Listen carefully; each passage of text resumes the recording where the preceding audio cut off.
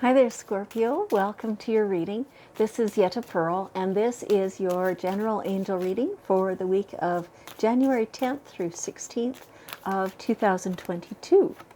So we're just starting to get the cards out here, so it's going to take a couple of minutes. So let me just tap in and see if there's any particular pre-message, kind of, that your angels want you to know for this week. They're saying, look after you. It's easy to get bogged down, and they really don't want you to do that. They want, okay, some of you have been doing that for quite a while, and they really need for you to have more like self-awareness of what's good for you. Does that make sense to you? Drop what's not for you. Just like a hot potato. Does not matter what anybody else thinks or wants or feels about that. There's also, and so that's for some of you. They're saying that's not for everybody, but that's for some of you. And so what they're also saying is kind of along the same lines. Like some of you have not really been overloading yourselves in that way. Some of you have, so that's why there's things to just drop, because it's too much, right? Or because it doesn't suit you. You've taken it on for some other reason, and you ignored your own self and your own needs and intuition when you took that on, and so you need to switch that.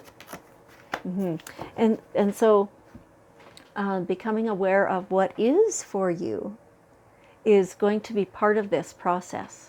Right? And it is a process. You know, you can drop what's not for you really quickly and really, I was going to say easily, but they're going, no, that's not, it's not going to be easy. But you'll have to use discernment, and you will probably end up disappointing some people, but that's okay. They'll get over it. It'll be fine.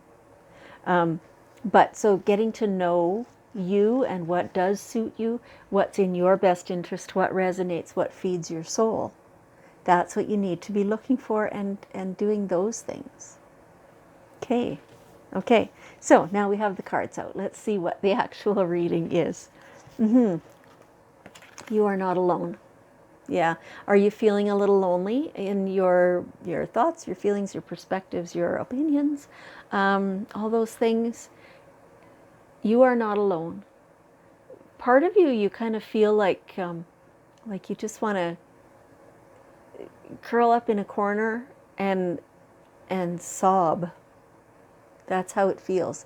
And you know what? Why not do that for a minute? Don't forget to come out.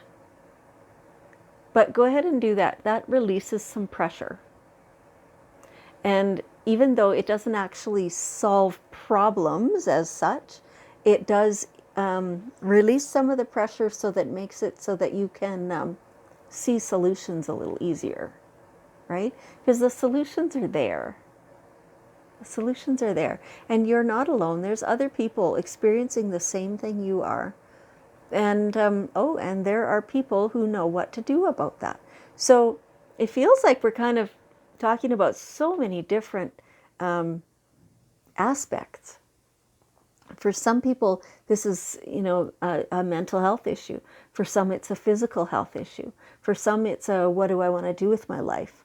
For some, it's, how do I do that? The actual practical steps of how to accomplish that thing.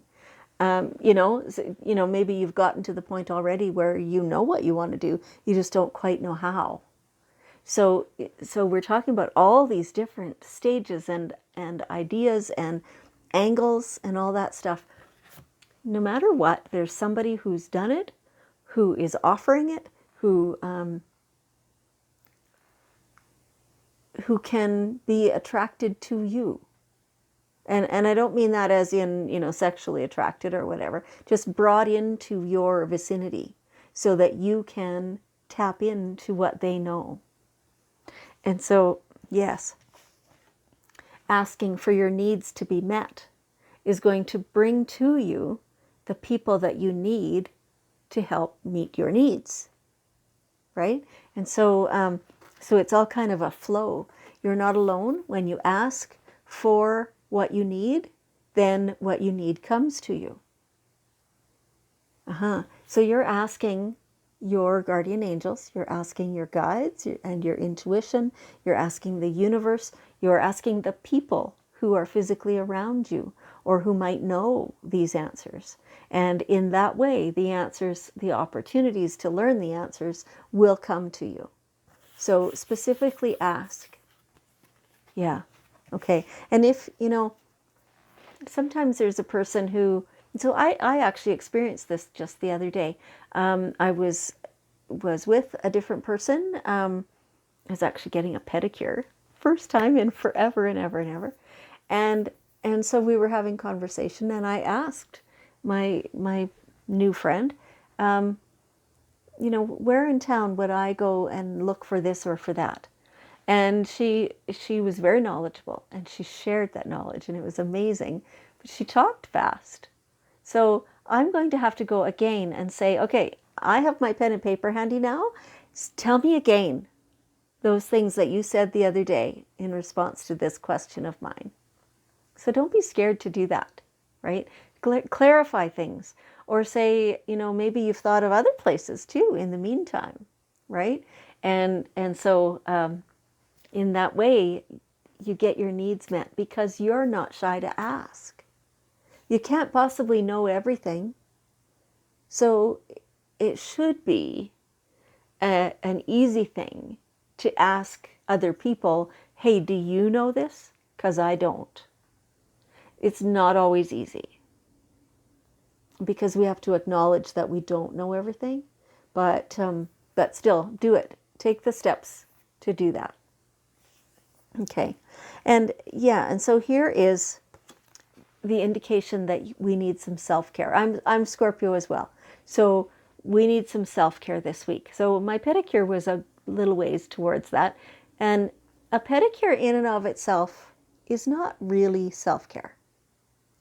But the effect on you is the way, you thought highly enough of yourself to go and do something special and like a treat like that for you, especially when you haven't had one in a long, long time. It really is something to be treasured and to feel good about. And then, every time you see your painted toenails after that, you go, I like that, right? And so the same is true for any other thing that you go get, whether you get a body treatment or, a chiropractor, or you change up your food, or you get somebody else to give you food ideas, right? Like all those things which really contribute in probably small ways each thing, but they add up. They contribute to your well-being. That is self-care. Okay. So here you have facing our financial fears. What are those fears? What things are your biggest concerns regarding money? Whether it's to do with today's money or money in 2 years or retirement money or, whatever it is. What are your biggest fears? And face those and look at them and see, are they even reasonable?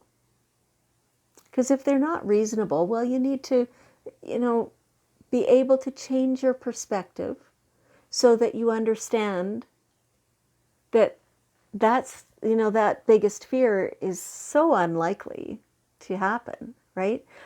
Part of it is that we cannot see the future in that way, right? So, we don't know what the world financial situation is going to be like. And so we have to kind of take leaps of faith and do our best with what we've got right now. But do make sure that we're planning a little bit for the future so that we don't leave ourselves short. Yeah, it's a planning thing. It feels it feels like the energy around this is uncertain, right? And I think this is our, like all the Scorpio collective energy that feels uncertain. And this is what the fear is, right? Is that it's not for sure. And so it doesn't feel all that secure. And yet the angels are saying everything is fine. Yes, of course you need to look at the details of it and see, what kind of progress are you making in terms of future savings and things like that. But truly, when you actually feel into it, everything is okay. Everything is okay. All right. And so here we have, some of these cards, the language is maybe with what not everybody will identify with. So this card says, God is your source. If you choose to use the word God, and that works for you, then great. If it doesn't, let's just change the language. Let's just use source. Or we can say universe. Or we can say intuition. Or higher self, higher consciousness. Divine guidance from your angels. Any and all of that language is the same thing. It is the same thing. And we can draw upon any and all of that to feed us, to ask the questions and receive the answers, to provide the love for us so that we are filled up and topped up. And so then we can spread that around to everyone around us. Let me just read. Yeah, okay. Everything you need is supplied by the infinite source. That's right. And your faith, so your belief in that higher self, belief in the everything we need is supplied, that is trust. And that opens the doorway to receive, is what this says. And that's, yes, exactly how that goes. The more you trust it, the more it comes to you, the quicker it comes to you. If you're sitting there kind of in disbelief, you're saying, okay, she says to ask for what I want. So fine, angels, if that's who I'm talking to, I need whatever. But you don't really believe it. That's going to stop it. It's sure going to slow it down. I mean, you might eventually still get it, but it'll be a lot slower than it would be if you can get yourself into the place of full belief and full trust and full knowledge that, okay, like it, those of you with your belief in God or source or higher power, whatever you want to say, then you probably already have that trust and that knowledge. For those of you without that, let's look at the law of attraction. The law of attraction is an absolute law, just like the law of gravity is. The law of attraction says that however you are vibrating, and we're all people, we're made of energy, energy moves. So whatever level that energy is moving at, so we all know these people with really high energy, and so their vibration is like this, and you get a little ding when you're around them, right? We all know those people. And then we all know the really calm, serene people. Their vibration is also high, but it's a totally different kind, right? And we also know those people who just suck you dry of every bit of energy. You leave them and you just feel like you need a shower. And oh my God, they're so negative and they just drag everybody down. Those are really low energy, right? So we all know those people of different energies. And so wherever you are vibrating, you are going to attract to you things of a like vibration. And you can't change that. It's just a law. It just happens. It's physics. You can change it by increasing or decreasing your vibration. You decrease it by complaining. You increase it by acknowledging how beautiful everything is and being joyful. And so that's what this is talking about the law of attraction, the law of vibration, we might as well call it. Okay, all right. And so, oh, I didn't finish that. There is no lack or limitation. That's right. So same thing, that vibration brings to you whatever is on the same vibe as that. So look at what's coming into your life to determine where your vibration's at if you're not sure. Yeah, what are you getting? Are you getting sucky stuff that makes you go, oh my God, am I not done with this yet? Or are you getting great stuff or anything in between? That's where your vibration's at. That's what you're attracting to you. All right. So now we have here expression. Expression. Communication, writing, speaking. Expression. So you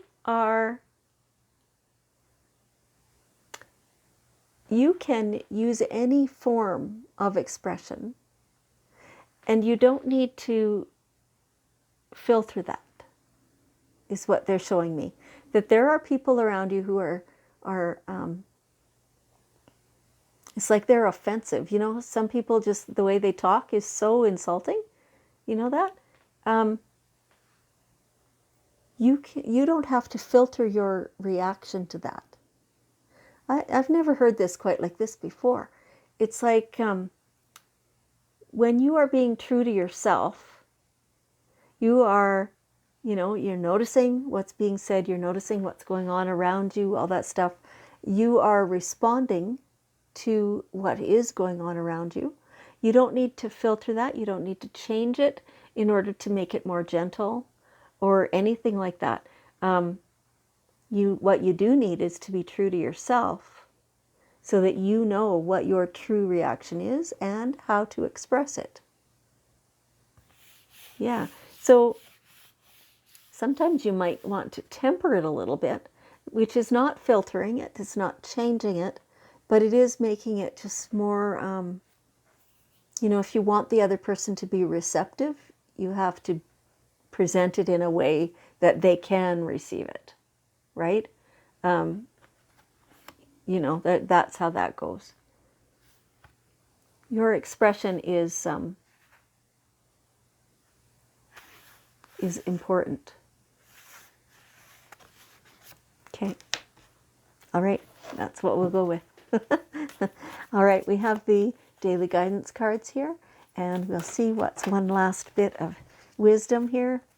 Assertiveness. So that's kind of along the same lines. Assertive without being aggressive. Standing your ground, forming your boundaries, and enforcing them. Okay, here we go. Thank you so much for joining me. I appreciate you very much, Scorpio. And I want you to know that I love you. And I will see you next week.